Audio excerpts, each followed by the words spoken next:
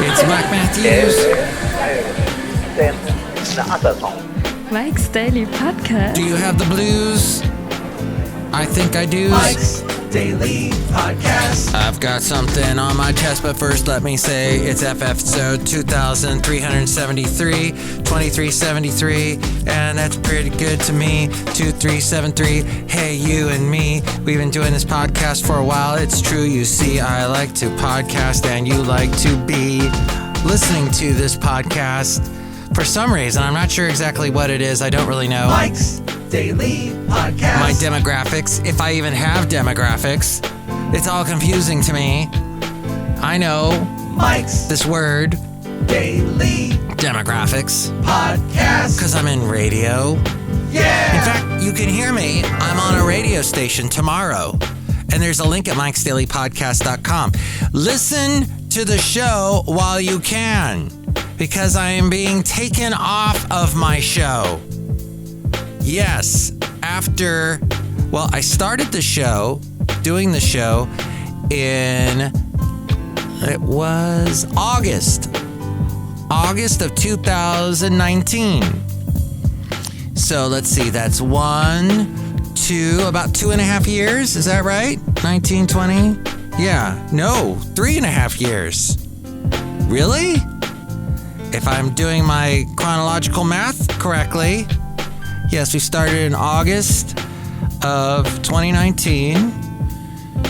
Let's see, 2020, 2021. 2.5 years, just about. Okay, yeah, more than 2.5 years. Thank you for bearing with me, for me counting time and exploring time. So after 2.5 years, I am being forcibly taken off this radio station that I am heard on Sundays from 9 a.m. to 4 p.m. I'm being taken off. So this is this Sunday and the following Sunday are the last Sundays you will hear me. And here's today's podcast picture. On this radio station that there is a link to, the podcast picture I'll tell you in a moment, but yes. So please listen tomorrow then, or the following Sunday, because those are going to be the last Sundays that I'm on. And then I'm off. I'm done. I'm being forcibly taken off for no apparent reason after 2.5 years. I know Basil, the late great Basil the boxer. He's very upset by this story as well. I'm sorry, but yes, it's ridiculous, but it's because, well, inconsistent people in this world create problems for the people that like consistency, and that's not cool. So anyway, it's online and you can hear it at mikesdailypodcast.com. There's a link to where you can hear the program. The podcast picture today will be a recent picture. How about that? See it at mikesdailypodcast.com. I just don't understand why people do that. It's very cutthroat in the showbiz world. Yet there are lots of nice people in the world of show business. Lots of nice people, lots of friends are made. But then all of a sudden, you get these riffs and these tiffs. Oh. And you know what? You know what I don't take lightly to? Something that I don't like is when people say, "Oh, I'm sorry, Mike. Oh, I'm sorry." Well, that doesn't do anything, so you're sorry. Who's doing something about anything here when people say when I lost the late great Basil the boxer, I heard, "I'm sorry, Mike." And you know, that's one thing, yeah. There's sometimes you just don't know what to tell people when you lose somebody. When you know that they're grieving, you tell them you're sorry. But then sometimes it's just, you don't want to hear it anymore. You know what? Okay. Somebody has there's someone I know. He says, because I told him when his mother-in-law passed, I said, I'm sorry to hear your mother-in-law passed. He goes, "Why? You didn't kill her." But see, now if you're Canadian, I like it when you tell me, You're sorry, because you're going to say, I'm sorry. I know this because I watch a lot of Canadian TV shows, and... All right. So did you know that if you did not have the vaccine, if you were not vaccinated in the fall of last year, they did a study. I don't know who did this. Somebody in Alameda County did a study and found out that you were 18 times more likely to die of COVID if you were not vaccinated last fall. I'm going to get my booster shot on Monday. Other than I'm sorry, Mike, or sorry, Mike, here's the other thing I don't like to hear. You mean you didn't hear? You mean you didn't know? You mean you didn't? That gets to me too. It's like, no, I obviously didn't hear. So why are you making a... What? You mean you did? And then they don't tell you what it is that you didn't hear? They just make a bigger and bigger, and they just escalate? Or somebody's like, oh, it's like that scene from that movie. What movie? And you know the movie, ... The movie called Sorry. You know, it's like that movie Sorry, just taking hypothetically. Just, pulling that name out of the air. Sorry. Oh, I never saw the movie Sorry. What? You never saw the movie Sorry? What? And their heads just pop off. It's like, well, just tell me what the scene, what is it in reference? I don't know every single reference you make. Gosh. So, a friend of my ex-wife has a very elaborate wall sculpture that my mother used to work for a guy who made these wall sculptures, and he sold them.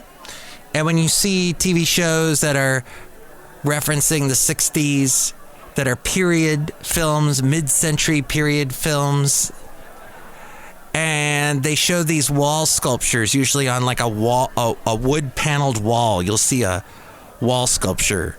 I noticed that on Mad Men. Well, my mom's boss in the 70s and 80s made those sculptures and sold them. So he gave my mom one of his wall sculptures, and she gave it to my grandma. Anyway, at some point, it went to my ex-wife's friend, and she texted me today and said, I'm getting rid of it. Do you want it? And I said to my lovely lady friend, should I take it? And she said, no. Even though my lovely lady friend saw a picture of this wall sculpture and said, hey, as we go outside a cafe anyway, we were bringing Mike's Daily Podcast somewhere in Podcastro Valleyton, the last place on earth. Hey, it would look nice, actually, a cafe anyway on the wall. But my lovely lady friend said, no. What is this with people just dumping stuff on you, Mike? It's true. About a little more than a year ago, someone tried to dump a dog on me. And maybe I should have taken the dog. It was a French bulldog. These are very highly sought after dogs. You probably heard there was a dog napping, a dog kidnapping, however way you want to put that, recently in Podcastro Valley. That was a French bulldog.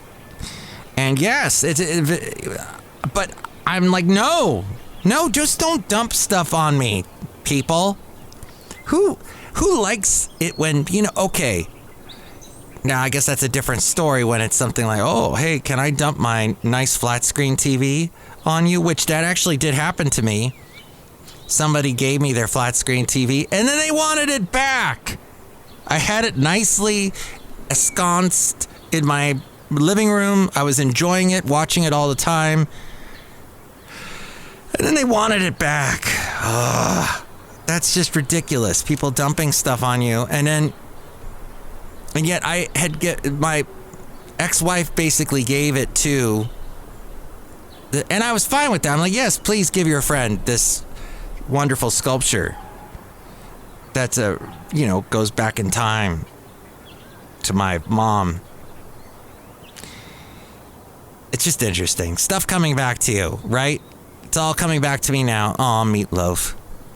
Jim Steinem. I talked about Meatloaf on the last podcast, where the podcast picture was of a beautiful sunset in Fremont.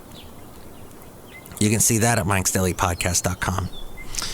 But, Meatloaf, he said it was two names, Meat Loaf. His last name was Loaf. And that, the guy, it's amazing how he lasted into his 70s, because he had all kinds of health issues, and he just kept powering on. He was a force of nature. Amazing. Finally, car talk. Okay, I heard today on the radio, one of the brothers died that used to host Car Talk. Do they still run that show? That was one of those, it was such a popular radio show that one of the brothers died, and they kept on airing. I think they still keep airing the show, even though these are just basically reruns of old shows. But they did so many years worth of shows, they just rerun them over and over again. And that pertains to a lot of shows now. I think they're rerunning old Rush Limbaugh programs, old Wolfman Jack programs, Casey Kasem. It's just fascinating. People live on. I don't know. I mean, this podcast, Mike's Daily Podcast, is on so many platforms. It will probably live on the internet long after I'm gone, which hopefully will be long after I say this, that I won't be long. I mean, I'll be around here physically in person for a while yet, I am hoping. But then when I am gone, this will survive long gone after I am long gone. Long after. Long. Now I'm just saying 2.5 years. 2.5 years I've been doing this show. Not the Mike's Daily Podcast, but I've been doing that Mike's Daily Podcast for over 10 years. But this radio show, and then I'm just pulled off. Just pulled off. For ridiculous reasons. I can't go into the reasons here on my podcast. Well, I could, and I will at some point. I will tell you exactly why I'm being pulled off this radio show. I'm not going to tell it to you now, but I will at some point. Hold me to that. If you really want to know, you can call me, 336MM Daily. That's 3 + 3 = 6. MM is the Mike Matthews. Daily isn't what this podcast has been now for a couple of days. All right, so let's say you've got a friend who really needs a girlfriend or a boyfriend. They need to be set up. Are you a matchmaker? Now, I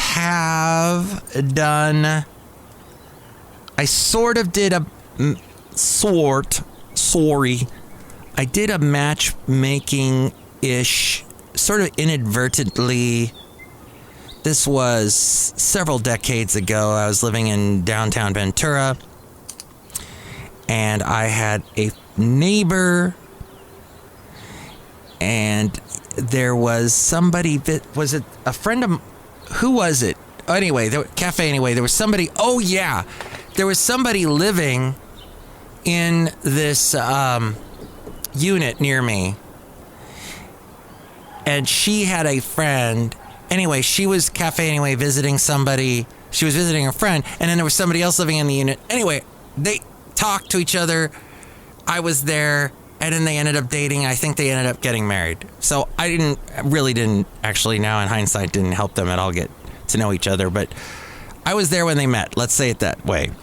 When you come across a super cool single woman or man at a party or work event, what is this?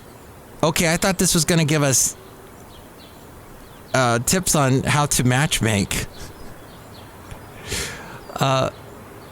Let's see. Well, all right. Find out what your friends and acquaintances are looking for. This according to maryclaire.com. Yes, that wonderful magazine that you see sitting at your dentist's office on the little coffee table there. Or perhaps at your aunt's house. That makes it easier to sift through all the members of your vast social network and put together a solid potential match. For instance, this author said, and this author, by the way, is none other than the great nameless anonymous person who wrote an article on Mary Kelly. That's who this is. Or Mary Claire. Oh, it is Mary Kelly. Maura Kelly. There we go. I knew I'd get to the name eventually.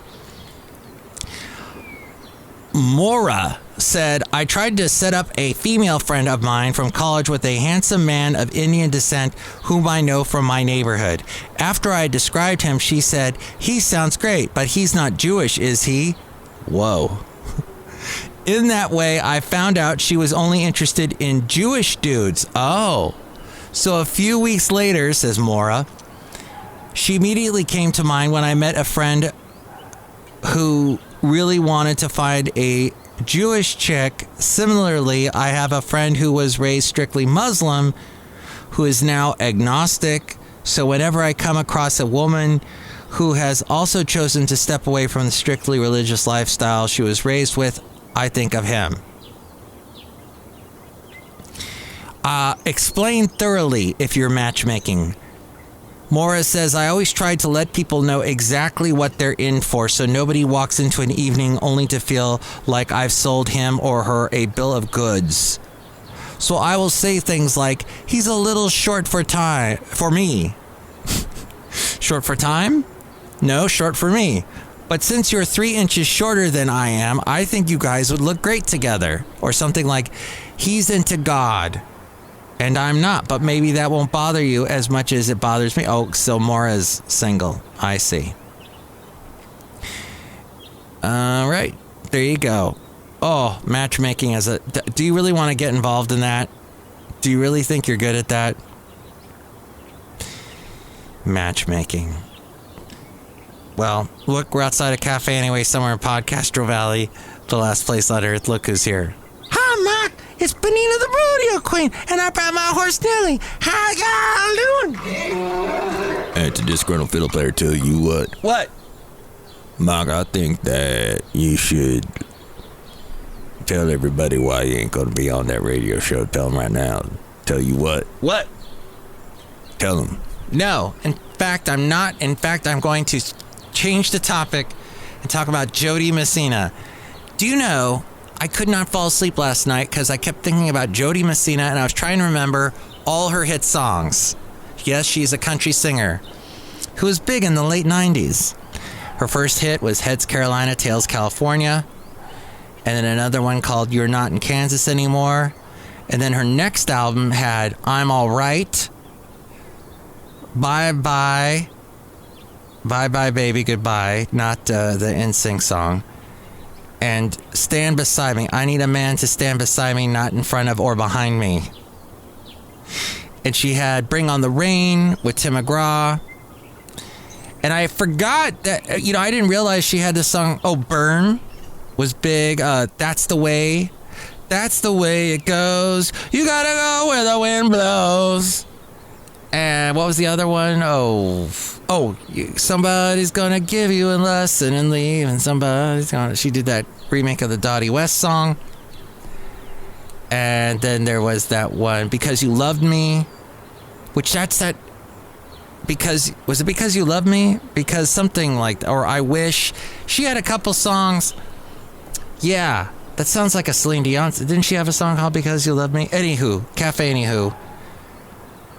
She had a song called My Give a Damn's Busted. I think that was her last number one. I didn't realize that song went to number one. Why do I bring up Jody Messina? Okay. For one thing, she was on my mind big time last night, her songs.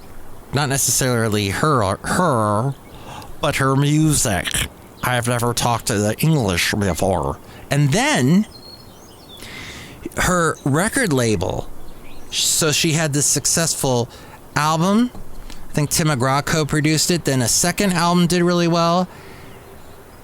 Then a third. And then somewhere around there, her record label said, you're taking too long to put out an album. Let's put out a greatest hits. Okay, you've had 3 albums. We're basically just going to pull the hits off of it and release it, and you'll have a couple new songs. Then she kind of lost steam for a while, and now, do you know who Jody Messina is? Do you remember her? Do you care? But what I find fascinating is in the late 90s, there was a bunch of female country artists, actually throughout the 90s.